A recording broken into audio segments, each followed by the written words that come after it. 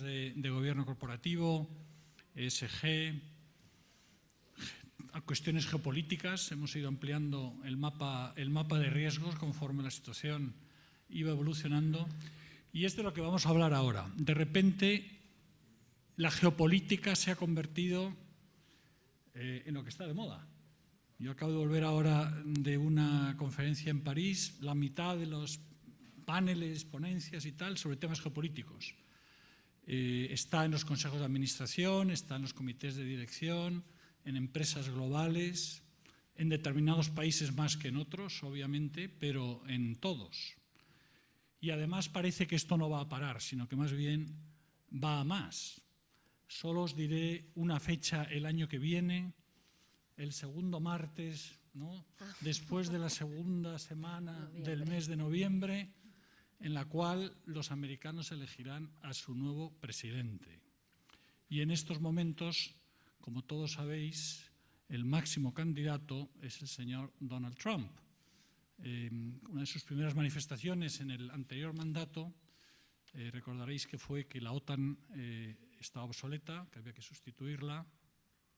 Bueno, en una situación en la que tenemos una guerra en Ucrania y una fuerte implicación de la OTAN, y tenemos una guerra en Oriente Medio, con una fuerte implicación por detrás, por supuesto, pero muy importante de Estados Unidos, y con la amenaza de lo que puede ser la cuestión de Taiwán. Os recordaré también que hay informes bastante verídicos que aseguran que el Ejército Popular chino tiene el mandato de que Taiwán haya vuelto a la China continental en el año 2027. Bueno, que podemos tener, por tanto, del 24 al 27-28 unos años todavía más moviditos de los que ya estamos teniendo en estos momentos. Yo voy a dar la palabra enseguida a los tres ponentes que están hoy aquí. Como veis, tres personalidades verdaderamente con una larguísima experiencia en el mundo empresarial, académico, público, empresarial y académico, en fin, reúnen verdaderamente los tres lo mejor que podemos tener para hablar de este tema hoy por la tarde. Yo solo quiero referirme, antes de que entremos en una conversación, les haga algunas preguntas, a lo que me parece que son los tres ejes estructurales de por qué, de repente, la geopolítica está tan en primer lugar, ¿no?, compartiéndolo con vosotros. En primer lugar, está clarísimo que hay un desafío al orden mundial creado por Estados Unidos después de la Segunda Guerra con sus aliados, el ascenso de China a gran potencia mundial y esa famosa trampa de Tucídides, que muchos de vosotros habréis leído el libro de Graham Allison, y si no os lo recomiendo, ese análisis a lo largo de 18 casos en la historia en los cuales número 1 y número 2 se fueron acercando. El número 1 se sintió tensionado, el número 2 se acercó todavía más al número 1, anunció que era una gran potencia y que desafiaba al número 1, y el número 1 al final entró en una guerra con el número 2. Esparta, Atenas, Alemania, Gran Bretaña. En 18 casos históricos, Graham Allison analiza 16 guerras. Afortunadamente la historia no está nunca escrita y afortunadamente la historia, y esto es una lección, y eso es lo que hace Allison, escribir ese libro para decir cómo podemos escapar de la trampa de Tucídides, pero los datos están ahí. Primer tema, la reversión del orden mundial. Rusia no se lanza, Putin no se lanza a la invasión de Ucrania si una semana antes Xi Jinping no le dice: lo nuestro es un acuerdo sin límites, y lo anuncia así. Irán no se lanza a apoyar a Hamás, a pesar del debate sobre cuál es el nivel de autonomía que ha tenido Hamás o el nivel de incitación que haya podido tener por parte de Irán, pero está claro que no se lanza jamás si no tiene detrás lo que ha significado el rearmamento, la estrategia, la financiación que le ha dado Irán, más todos los grupos que Irán ha ido creando, proxies, y detrás de Irán obviamente está Rusia. Pero es que es todo lo que se está anunciando desde hace año y medio, ¿no? Eso nos plantea problemas que vamos ahora enseguida a hablar con esta mesa. Primero, reversión del orden, gran cambio estructural. Segundo, por supuesto, la tecnología. Y esa es una guerra tecnológica, comercial, económica, la que está planteada entre China y Estados Unidos, en donde seguimos siendo muy dependientes de China. Y es muy complicado el que los europeos, incluso los americanos, puedan desligarse. El famoso desacoplamiento de Trump y luego Biden se ha convertido ahora en un de-risking, reducción de riesgos. Pero cuando uno ve lo que von der Leyen dice sobre la reducción de riesgos, en un 80% es contención de China y en un 20% es diálogo y apertura e intento de cooperación con China, a pesar de que la Unión Europea sigue diciendo que hay una triple dimensionalidad en la relación con China, que es la, digamos, de cooperación, de negociación, en temas de lucha contra el cambio climático, por ejemplo. Una segunda dimensión que sería la de competidores y una tercera dimensión que es la de rival sistémico. Bueno, pues parece que todo en realidad va hacia una securitización de la economía, de las empresas, y los problemas que esto plantea pues los vamos a ver enseguida. En la tecnología, China es el 78% de las baterías, el 78%, hoy, a datos de 2023. Recién leído en The Economist mientras venía para aquí, que sigue siendo una fuente bastante exacta. Pero es que son los materiales raros, son los minerales críticos, son los paneles solares, Taiwán y sus semiconductores, no lo olvidemos. Y el tercer gran cambio estructural es un cambio de época, que empieza, a mi modo de ver, con el ataque a las Torres Gemelas, el 11 de septiembre, que se continúa con Afganistán y sobre todo Irak. E Irak muestra la gran vulnerabilidad de la potencia que hasta ese momento había sido potencia de orden. Irak muestra que Estados Unidos puede ganar una guerra rápidamente y, sin embargo, perder la posguerra y la ocupación. Y esto tuvo efectos impresionantes sobre Oriente Medio y sobre el resto del mundo. Deslegitimó moralmente a Estados Unidos, creó una crisis interna en Estados Unidos muy importante, de la que actual todavía polarizó la política en muchas partes del mundo y, sobre todo, además, dio argumentos para todos aquellos que veían que Estados Unidos ya no era el gran garante del orden.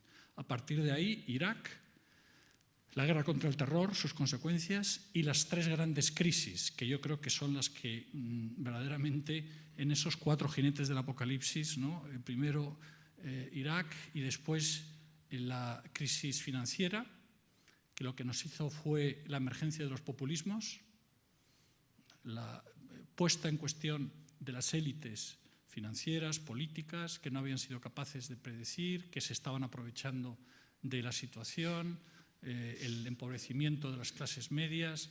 Todo eso tuvo esa consecuencia, que ha sido el surgimiento de los populismos. Todavía no ha acabado la ola de los populismos. Acabamos de ver Milei, acabamos de ver Geert Wilders en Holanda, Fico en Eslovaquia, Marine Le Pen en Francia. El 90% de las personas con las que he hablado en estos momentos en París decía Marine Le Pen gana las elecciones. Vamos a ver qué ocurre. Pero, en fin, todo esto,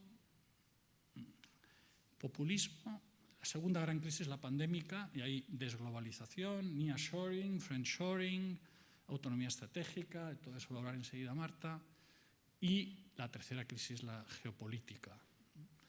Incertidumbre, necesidad de mayor análisis, necesidad de anticiparse. La geopolítica está para quedarse en los consejos de administración. Bueno, vamos a empezar, y en las empresas, vamos a empezar. Marta, como sabéis, presidenta de COE Internacional, una larguísima experiencia en múltiples ámbitos. Marta, vamos a ver este tema de la securitización, ¿no?, de la economía, qué efectos tiene la toma de decisiones a nivel político de tipo geopolítico o influido por el escenario geopolítico y, sin embargo, la autonomía necesaria de las empresas. Creo que sobre este tema seguro que podemos hablar un buen rato. Sí, bueno, lo primero, muchísimas gracias, José María, muchas gracias a Luis, a todos los organizadores. Estoy encantada de participar en esta mesa con Isabel y con Jordi. Vamos a ver, son tantas cosas que una no sabe por dónde empezar, ¿no? Pero por ordenar brevemente, el panorama que has descrito, geopolítico, tiene su traslación directa en la actividad empresarial. Nos acaba de describir un panorama José María que tiene que ser compatible con que las empresas todos los días se levantan y toman decisiones. Y sobre todo las empresas, en este caso nos referimos a las que están internacionalizadas, ¿no? Los riesgos existen desde hace muchísimo tiempo. O sea, los riesgos siempre han existido y ha habido herramientas para gestionarlas. El riesgo es la probabilidad de que pase algo que sea grave, que sea un perjuicio. Lo que nos pasa ahora es que la incertidumbre es enorme. Y la incertidumbre lo que quiere decir es que falta seguridad, que falta confianza, que son dos cuestiones absolutamente claves en el ámbito empresarial. Yo creo que esa es la gran diferencia entre los riesgos que siempre hemos tenido que gestionar desde el punto de vista empresarial y la incertidumbre a la que nos enfrentamos ahora mismo. Por ejemplo, hay un caso, cuando tú hablabas de todo este panorama, o sea, toda esta relación cronológica, si pensamos en el gasoducto, del que empezamos a hablar cuando la invasión de Ucrania por parte de Rusia, esto se inició en los años 80. Y entonces Estados Unidos ya le dijo a Alemania, ese gasoducto que te va a llevar el gas de Rusia a Alemania, eso supone un riesgo. Eso puede poner en riesgo a la OTAN. Entonces en Estados Unidos estaba Ronald Reagan. Y Alemania y Rusia dijeron, lo sabemos, pero nosotros vamos a seguir, vemos que este riesgo es gestionable. ¿Por qué? Porque probablemente no existía seguro esa incertidumbre, ¿no? Esa es la gran diferencia, ¿no? Entonces, desde entonces, ¿qué es lo que ocurría? Que vivíamos, tú has hablado de un cambio de orden mundial, ¿no? En el ámbito económico, en el ámbito internacional de comercio y de inversiones, se ve claramente cuál fue la evolución. Podemos hablar de los felices 90. Y cuando me refiero a los felices 90, podemos hablar de aquella época en la que se creía en el comercio y la inversión para generar riqueza y empleo y además en un orden multilateral. ¿Qué quiere decir un orden multilateral? Que todos nos sentamos, nos ponemos de acuerdo sobre las reglas que van a regir el comercio y la inversión, que van a regir las normas las relaciones internacionales y nos ponemos todos de acuerdo. Y además nos ponemos de acuerdo de tal manera que si yo tengo un problema con Isabel, no lo resuelvo solamente Isabel y yo, sino que lo resolvemos entre todos, porque a lo mejor nuestro acuerdo perjudica a los demás. Era el mundo ideal.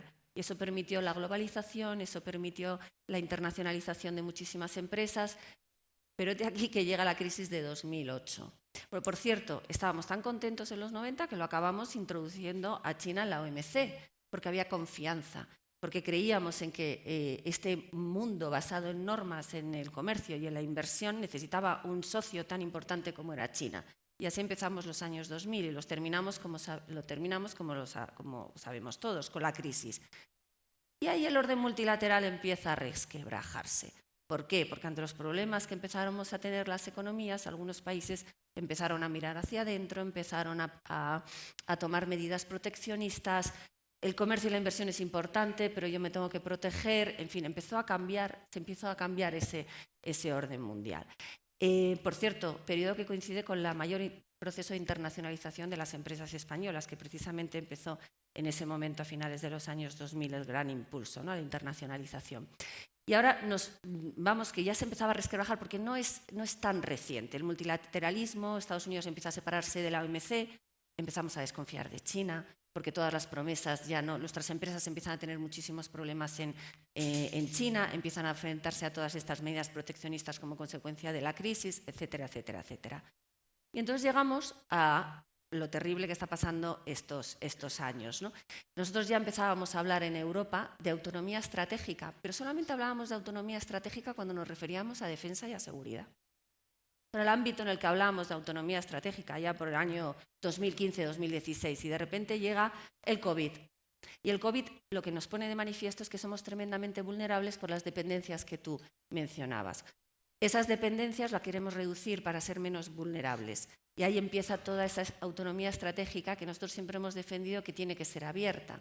Autonomía estratégica que consiste en aumentar mis capacidades, porque quiero disminuir mis dependencias, porque quiero ser menos menos vulnerable. Todo eso está muy bien. ¿Qué decimos las empresas? Vale, pero no nos olvidemos que tenemos que ser menos vulnerables, pero no puede ser a costa de ser menos competitivos, porque si yo me miro solamente hacia adentro y no tengo en cuenta ese mercado exterior, yo voy a tener mucha menos capacidad de ser competitivo, voy a tener menos capacidad de competir con esas empresas que están en... Y por eso insistimos tanto las empresas en ponerle abierto. Pero es que se da un paso más. Llega Ucrania, llega Rusia. De autonomía estratégica abierta, ahí insistimos mucho, pero lo que queremos es seguridad económica. Ahí ya nos sentimos que falta seguridad, que falta confianza. Y los gobiernos empiezan a hablar de seguridad económica. Entonces, ahí ya empezamos a hablar no tanto de reducir dependencias, que nosotros siempre alertamos, ojo con reducir dependencias, que está muy bien, pero no seamos ineficientes. No nos podemos poner todos a producir lo mismo de una manera ineficiente, porque alguien va a tener que soportar ese aumento de costes y de precios que se va a producir. De tal manera que llega lo de Ucrania y ya nos vamos al concepto de seguridad económica, que todavía es mucho más proteccionista, porque lo que nos dice es seguridad económica, necesitamos ser más seguros económicamente. Los gobiernos lo que nos dicen es vamos a seleccionar una serie de tecnologías estratégicas, esas tecnologías estratégicas vamos a evitar que se exporten, vamos a controlar las exportaciones. Pues si hasta hace nada vivíamos en un mundo en el que el multilateralismo, vamos a controlar las exportaciones y nuevamente las empresas decimos, no vamos a ser nosotros los que no queramos una seguridad económica, pero todo eso hay que hacerlo buscando ese equilibrio entre resiliencia, competitividad, seguridad, eficiencia, porque si no, las empresas europeas van a ser cada vez menos competitivas y no vamos a poder tener el músculo suficiente para competir en los mercados internacionales. Y esto es muy importante para la Unión Europea, no tanto para otros países. Para la Unión Europea es muy importante porque nuestro crecimiento depende muchísimo del exterior. Pero es que en el caso de España todavía más. En el caso de España la mitad del crecimiento del año pasado se debió al sector exterior. En el caso de España hay una dependencia estructural del sector exterior. Por eso las empresas alertamos sobre este diálogo permanente que tiene que haber entre los gobiernos cuando toman decisiones basadas en la geopolítica, para que tengan en cuenta cuáles son las consecuencias económicas. Porque ahora el predominio es de las cuestiones geopolíticas, como tú anunciabas, no tanto de las cuestiones económicas. Primero se toman decisiones geopolíticas, luego ya veremos el impacto. Nosotros lo que decimos es, vamos a analizar conjuntamente cuál es el impacto económico de estas decisiones geopolíticas, porque si no podemos llevar a que no tengamos empresas españolas, europeas, con la fuerza necesaria para estar en igualdad de condiciones para competir con el resto de los países, de las empresas de otros países. Nos parece fundamental. Y complementarlo con cuestiones internas. No solamente vale hablar de la necesidad de más seguridad económica, más autonomía estratégica abierta, sino también completar el mercado único. Es que no se nos pueden olvidar también esos retos. Estamos poniendo tanto el acento en las cuestiones geopolíticas que se nos olvida algo fundamental para las empresas. Un mercado único donde de verdad haya esa libertad de movimientos que nos permita generar esas sinergias, que tengamos una regulación que sea inteligente o menos regulación. Antes lo comentabas, ¿verdad? En una de las mesas anteriores, cómo tenemos una regulación que muchas veces nos hace menos competitivos, tenemos unas cargas administrativas tremendas en la Unión Europea. Todo eso también hay que abordarlo. Eso es lo que nosotros vamos diciendo, ¿no? Y desde el punto de vista empresarial hay que tener en cuenta todo esto. Y termino aquí diciendo que esto, más allá de... O sea, esto no consiste en, bueno, cojo toda la información y hago una predicción. Yo creo que esa no es la manera correcta de actuar en estos momentos. Lo que hay que hacer más bien es analizar la situación, incluso hacer extrapolaciones, no tanto una predicción. Decir, yo como empresa multinacional, empresa que está en los mercados internacionales, ante esta situación, ¿dónde quiero estar en un determinado momento del tiempo? Y cómo quiero llegar hasta ahí. Y no tanto ver cómo va a evolucionar esta situación actual, sino colocarme yo en ese momento y actuar en consecuencia teniendo toda la información y las herramientas. Pero insisto, muchísima incertidumbre con la que hay que trabajar y gestionar. Muchas gracias, Marta. Un buen dilema, ¿no? Efectivamente, el balance entre... ¿Qué hacemos? Porque claro, el año que viene, 2024, China va a ser el mayor exportador de automóviles del mundo. Sí. tienen un avance en coche eléctrico que vamos a tardar muchísimos años siquiera en poder llegar donde están ellos. Van a fabricar 3 veces más coches de los que van a necesitar para su consumo. Y las empresas europeas y americanas empezando a hacer estrategias duales. Voy a unos países del bloque, otros países del bloque, los de en medio, Vietnam teniendo ventajas de unos y de otros, porque es el que está ahí en medio, más que la India. ¿Cómo lo ves desde tu perspectiva? Gracias, José María. Buenas tardes y gracias por la invitación a participar en el panel. Te contestaré en un minuto, pero antes algo que ha dicho Marta me ha recordado una fábula con la que me gustaría empezar mi intervención. La contaba Orson Welles en una muy poco conocida película que se llama Mr. Arkadin. Y es una fábula antigua que no se sabe muy bien de dónde viene. No sé si es de Esopo o de quién es. Es la fábula de la rana y el escorpión. Estaban, resulta, la rana y el escorpión al lado de un riachuelo y el escorpión quería pasar el riachuelo pero no sabía nadar. Y tuvo una idea. Dice, bueno, le pediré a la rana que me deje montarme en su espalda. Y así podemos pasar, ¿no? Claro, la rana cuando le hace esta propuesta, el escorpión dice, anda ya, ¿qué voy a hacer yo eso? Luego vas y me picas. Y dice, no, ¿cómo va a ocurrir eso? Eso no está en mi interés. ¿No ves que si te pico nos hundiremos los dos? Entonces la rana se lo piensa y dice, bueno, pues tal vez sí, tal vez lleva razón. La rana es generosa y dice, pues venga, pasamos el río.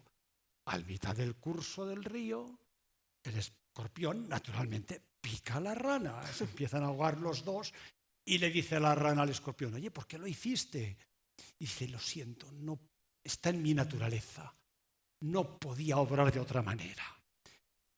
La fábula tiene varias lecciones, creo yo, pero una de ellas es que la emoción pasa por encima de la razón.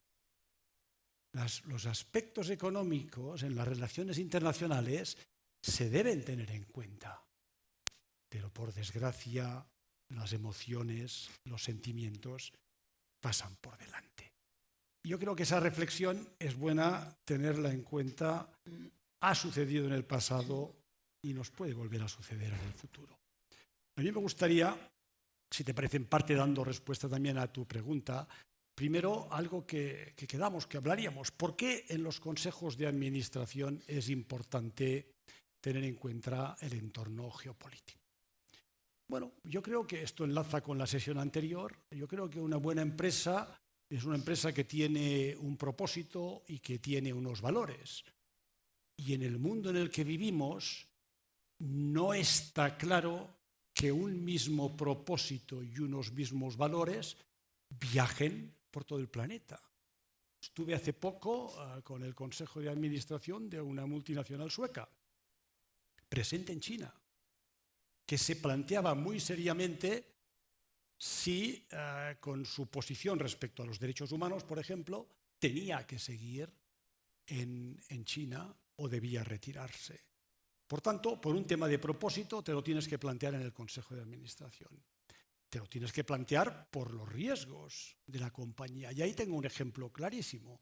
Yo tuve la suerte de estar de consejero de un banco austríaco, Erste Bank, durante 4 años. Erste hizo una gran expansión en Europa del Este después de la caída del muro de Berlín y se dejó 2 países fuera. Uno fue Polonia, porque no pudieron entrar, no hubo una oportunidad adecuada, pero el otro fue Rusia. Su principal competidor en Austria se llama Raiffeisen, también es un banco con orígenes en cajas de ahorros, que entró en Rusia. Supongo que hizo su análisis estratégico, ¿no? O su análisis geopolítico de las condiciones, del riesgo que suponía entrar en Rusia. La importancia la vivo ahora mismo también. Estoy en el Consejo de Telefónica Brasil, una magnífica compañía, participada naturalmente por el Grupo Telefónica en mayoritario, pero también cotizada. Hombre, hemos vivido en el régimen Bolsonaro, ahora vivimos en el régimen Lula, y Lula, como sabéis, tiene una posición geopolítica de sur global, de trabajar con Occidente, trabajar con China, tiene muchísimo comercio con China. Bueno, estas cosas no son triviales cuando has hecho una inversión tan importante como la que tiene Telefónica en Brasil, ¿no? También en oportunidades. Decías que hay que ver dónde quieres ir. Bueno, hay que saber juzgar cuál es el posicionamiento de cada país en ese juego geopolítico. Me viene a la cabeza un ejemplo clarísimo. Un país enorme, con un gran futuro, ahora mismo bien liderado, de Asia, que es Indonesia. Un país con un gran potencial, con una enorme población musulmana. Por tanto, bueno, no hace falta que elabore mucho más. Ya se ve que hay elementos allí de análisis geopolítico que son imprescindibles cuando uno piensa en el sudeste asiático y en qué países desarrollar negocios, ¿no? Y luego, en relación a los dos principales conflictos que has mencionado y sus implicaciones para las empresas, me gustaría dar unas pinceladas y a lo mejor en el diálogo podemos profundizar más. El conflicto en Europa, el conflicto con Ucrania, para mí la principal repercusión que tiene para el mundo empresarial es ser capaces de anticipar qué va a suceder con la Unión en los próximos 10 años, ¿no? Para ayudar a Ucrania, le hemos dicho a Ucrania, como le hemos dicho a Moldavia y le hemos dicho a unos países de los Balcanes, que pueden ser candidatos.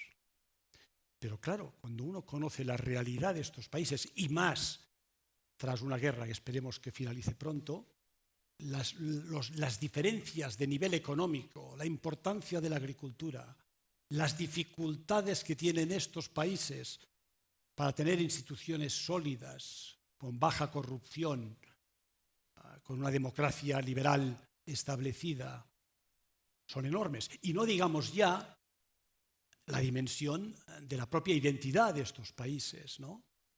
Cosa que ya con la antigua ampliación de Polonia y Hungría ya hemos sufrido. Igual que hemos sufrido problemas de corrupción y de poca estabilidad de las democracias liberales en países como Bulgaria y Rumanía. Por tanto, yo creo que vamos hacia un futuro, o debiéramos ir hacia un futuro en el cual, por razones